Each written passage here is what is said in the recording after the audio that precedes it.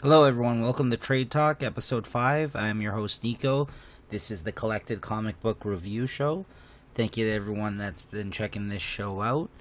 Please let me know what you think of this show in the comments section on SoundCloud or wherever you see this show posted. Okay, so today we got 3 different books. First off, Thief of Thieves, Volume 7, aptly titled Closure, as this is the trade that wrapped up the series. And I did not like this one at all. Now, I try to be pretty positive for the most part when I review my books. I don't like shitting all over something for no good reason. It's just that this was very disappointing in the sense that with this being a series that I've somewhat enjoyed throughout the whole run, but in this 7th and last volume, in the collected form of these paperbacks that they've been coming out in, they switched the writer for like the 5th time and brought in somebody named Brett Lewis, who I'm not really familiar with his work, to be honest. Let me just take a look here and see what he's known for. So yeah, it looks like he's written a variety of different things, just looking at his bibliography.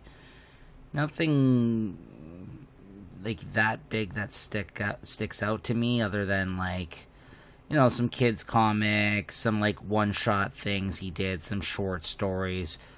But he looks like he's done some regular work going all the way back to the early 2000s. So, I don't know what exactly. Okay, now this one actually I've heard of, Wintermen, because Jean-Paul Leon drew that, and I've heard about that show before. I don't know if that was adapted for something or that there was talks about it.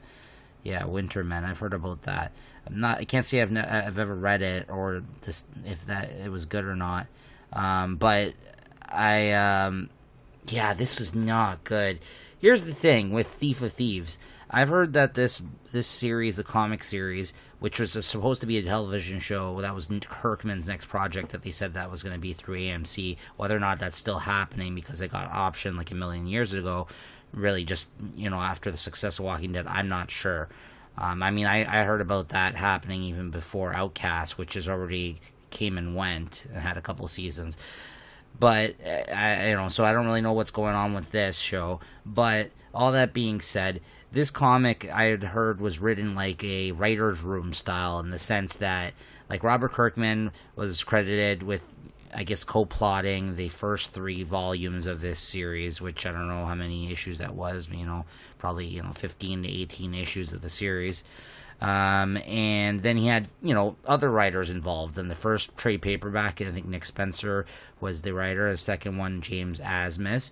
The third one, Andy Diggle. And then from volumes 4 to 6, Andy Diggle just took over. And Andy Diggle is a very talented writer, and he has written other types of books that fits right in this world of Thief of Thieves, like other kinds of, like spy or James Bondish, like espionage type stories. So the fact that he's writing a thing about a group of thieves,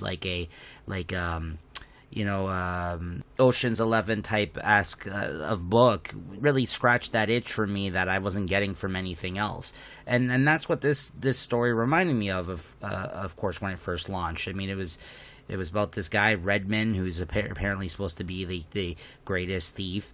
And the stories, the way they were told and the way that the plot unfolded, was very much like an Ocean's 11 movie, where like there was things done that you didn't really catch, that you learned after the fact. And he's this master thief, and then he had a group of friends that were also thieves, and yeah, it was a pretty enjoyable comic. While nothing groundbreaking or amazing, I always enjoyed it. And then I heard that they came up with the stories like a writer room style, where they basically just him and another writer, or just different writers, just sat and discussed the plot, and then a writer took that and actually wrote the thing.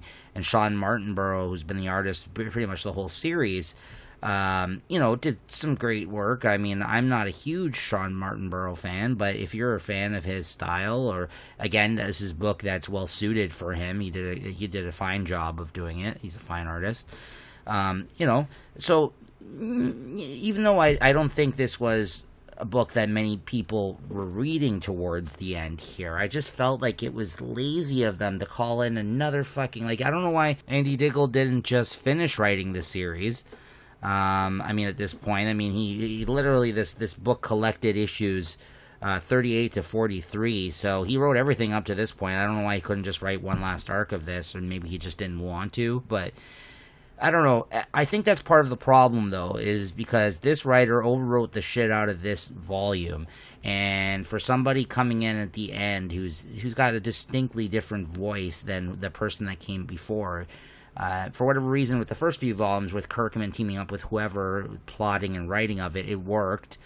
I don't think I was thrown off at that point, but since Andy Diggle had been writing so much of the, essentially half of the series at this point, I just, I really would have liked him to finish this off, and it was just very apparent to me that not only was this overwritten and it didn't end well, and I didn't like the ending, I didn't like the way it ended for our character, and how convoluted it was. It wasn't good, and sticking with this series and reading it this way, this whole way through, just really, really a downer and a big disappointment for me. So much so, I'm just thinking of getting rid of the trade paperbacks now and giving them to someone else who might enjoy them.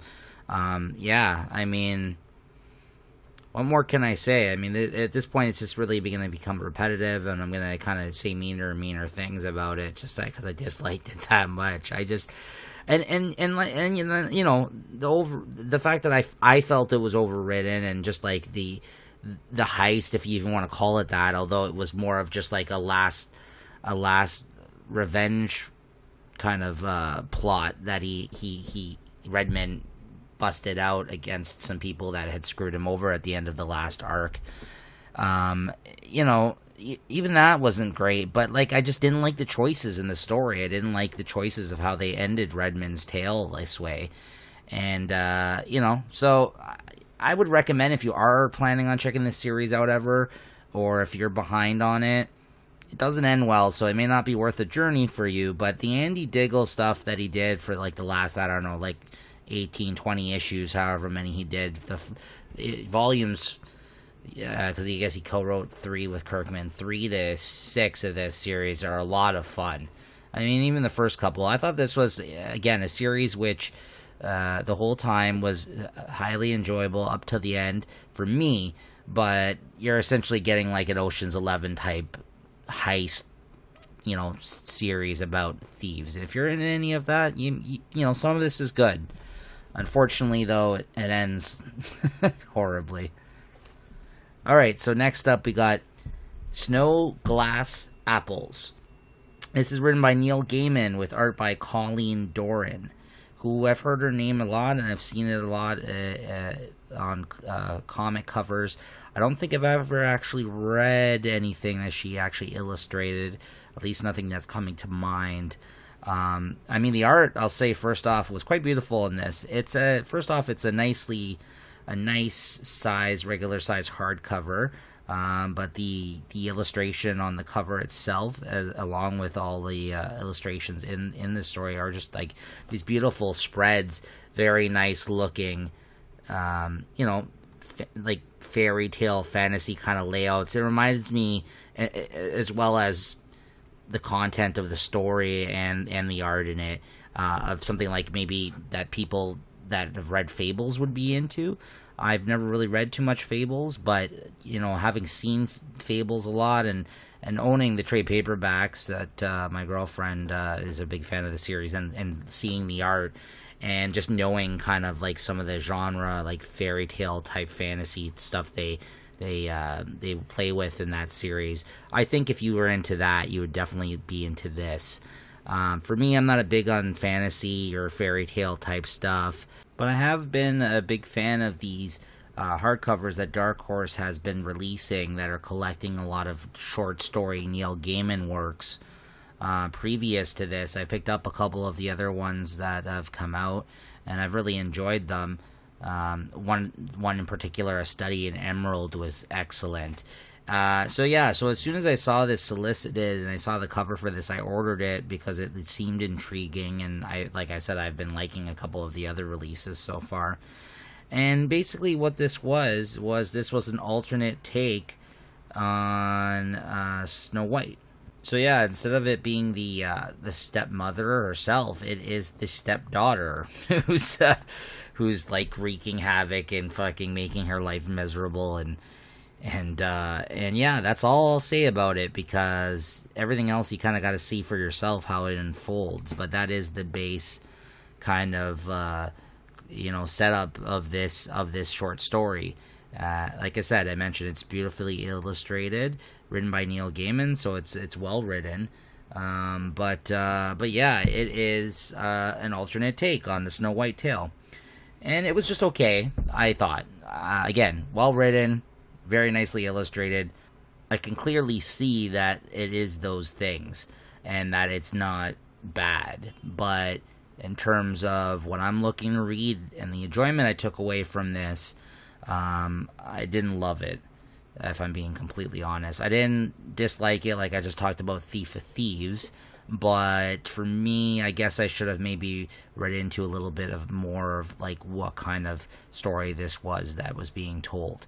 I will say it did go in interesting directions I didn't expect it to, and I thoroughly enjoyed looking at it. I thought it was very nice looking. So yeah, I mean, if you are into Snow White, if you're into alternate takes on fairy tales, if you're into Neil Gaiman even, there's probably a good chance that you're going to end up enjoying this. I hate to sound like a downer in this episode. That's two back-to-back books that I wasn't crazy about. But at least I had some good things to say about this one, whereas the other one I was struggling quite a bit. Just because that was also a longer form series that ended on such a bad note. So it's kind of odd for me to kind of start off with that, it being the 7th volume in a series I've never actually talked about on the show as of yet, where this one is purely a standalone tale. Definitely check it out if that does sound like it would be something that interests you. The newest addition to the Neil Gaiman library of graphic novels. And last off, a book I did enjoy. Yay! Mr. and Mrs. X, Volume 2.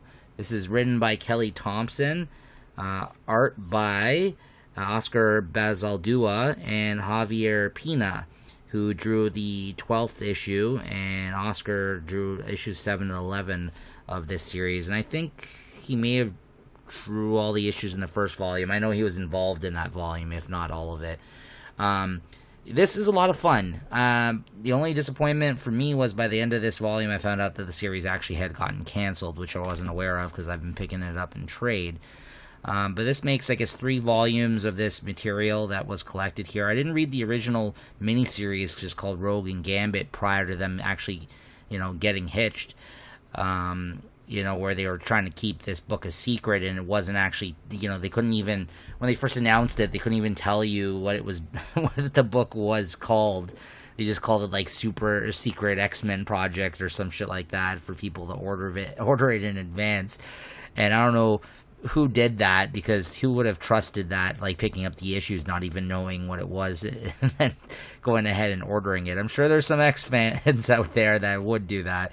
But yeah, this is Kelly Thompson just has a real good knack for dialogue, very fun dialogue and funny writing, and these two characters who she clearly has love for. I've heard her talk about it on a podcast before, as well as she wrote like a letter at the end of this second volume.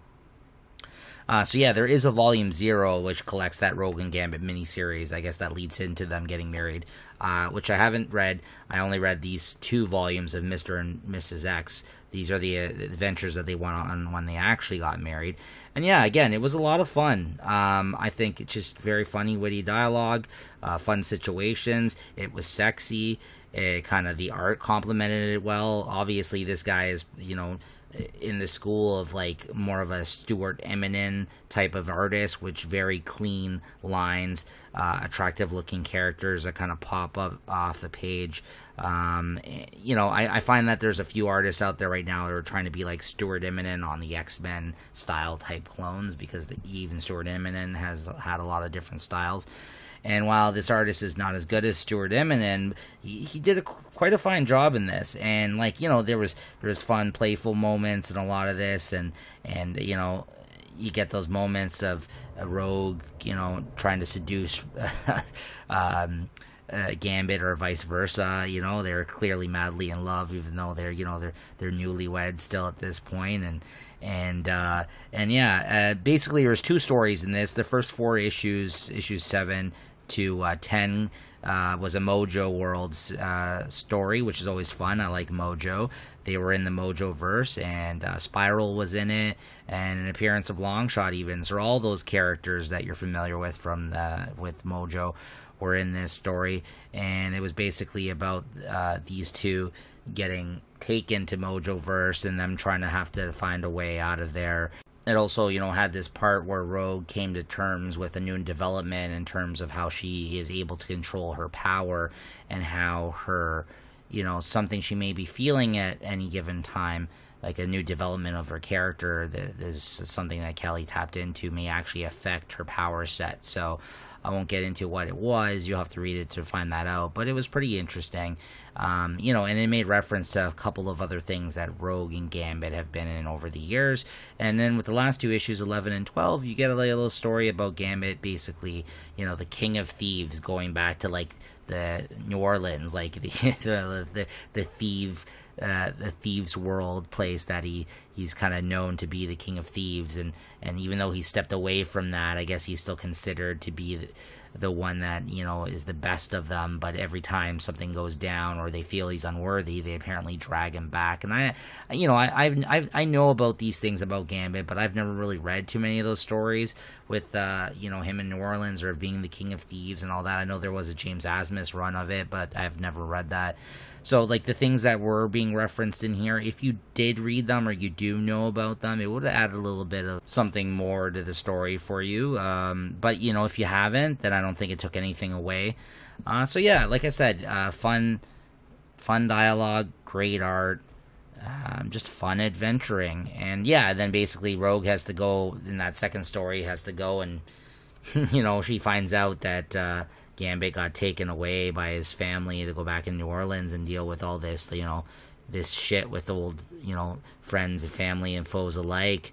And she goes to, save him. And that's the other thing. I loved seeing these two as a couple. It's so hard these days for comics to actually keep any solid marriage going, let alone even be brave enough to approach that kind of subject matter for a book. And I think Kelly Thompson, who's been writing been writing a lot of fun books for Marvel as of recently, over the last couple of years, is really making a name for herself. Admittingly, I haven't read too much of her work, but things like this definitely make me want to change that. So yeah, definitely check out this series. Highly recommend it, even if you're not big fans of these particular 2 characters. These 2 X-Men. If you're just into fun adventures and, something that's light and easy to read and enjoyable, not too complicated, like, this definitely scratches that itch for me.